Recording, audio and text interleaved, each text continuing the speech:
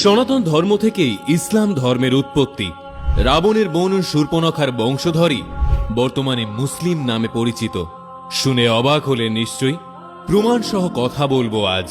আজকের এই ভিডিওটি ভারতের প্রচলিত কিছু উপকথার উপর ভিত্তি করে বানানো। কোনো ধর্মকে কালিমালিপ্ত করার অভিপ্রায় আমাদের নেই। ভিডিওটি শোনার পর বিশ্বাস কিংবা অবিশ্বাস করাটা মানুষের ব্যক্তিগত ভাবনার উপর নির্ভর করছে। অযোধ্যাপতি রাম লঙ্কার রাজা রাবণকে বধ করে সীতা এবং লক্ষণকে নিয়ে অযোধ্যায় ফিরে আসলেন।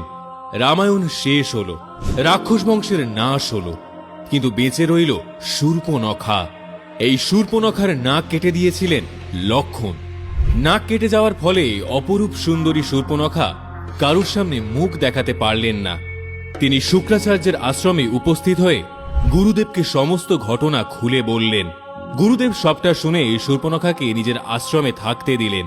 এদিকে ভিতর ভিতর প্রতিশোধের আগুনে ধীর আঁচে জ্বলতে থাকছে শূর্পণখা। তিনি ভিতর ভিতর ফোন দিয়ে আঁটছিলেন কিভাবে এই অপমানের প্রতিশোধ নেওয়া যায়। এই কথা বুঝতে পারেন স্বয়ং গুরুদেব শুক্রাচার্য। তিনি এবার শূর্পণখাকে সরাসরি জিজ্ঞেস করলেন তিনি ঠিক কি চান। এরপর শুক্রাচার্যকে যা বললেন তা শুনে গুরু শুক্রাচার্যের মুখের হাসি উড়ে যায়। তিনি জানতে পারেন শূর্পণখা প্রতিশোধ নেওয়ার আশায় সনাতন ধর্মের মতোই একটি সমান্তরাল ধর্ম প্রতিষ্ঠা করতে চাইছিলেন। শুক্রাচার্য যেহেতু আশ্রয় দেওয়ার সময় তাকে বলেছিলেন শূর্পণখার সমস্ত দায়িত্ব নেবেন, তাই নিজের দেওয়া কথা ফিরিয়ে নিতে পারলেন না। শূর্পণখা কিন্তু একাই লঙ্কা ছাড়েননি, তার সাথে লঙ্কা ছেড়েছিলেন জীবিত কিছু রাক্ষস। সবাই শূর্পণখাকে নিজেদের রানী বলে মেনে নেয়। শুক্রাচার্য এবং শূর্পণখা এবার মহাদেব শিবের গভীর আরাধনা শুরু করেন। একসময় শিব সন্তুষ্ট হয়ে দেখা দেন তাঁদের।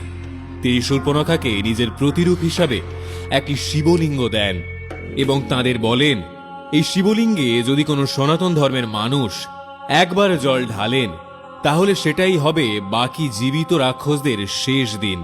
এই কথা শুনে শুক্রাচার্য শূর্পণখার হাত ধরে অনেকটা পথ পাড়ি দিয়ে একটা শুনশান মরুভূমিতে এসে পৌঁছান এবং মাটির অনেক গভীরে সেই শিবলিঙ্গটিকে লুকিয়ে দিয়েছিলেন। যে জায়গায় শিবলিঙ্গটি লুকিয়েছিলেন সেখানেই আজ মক্কা গড়ে উঠেছে।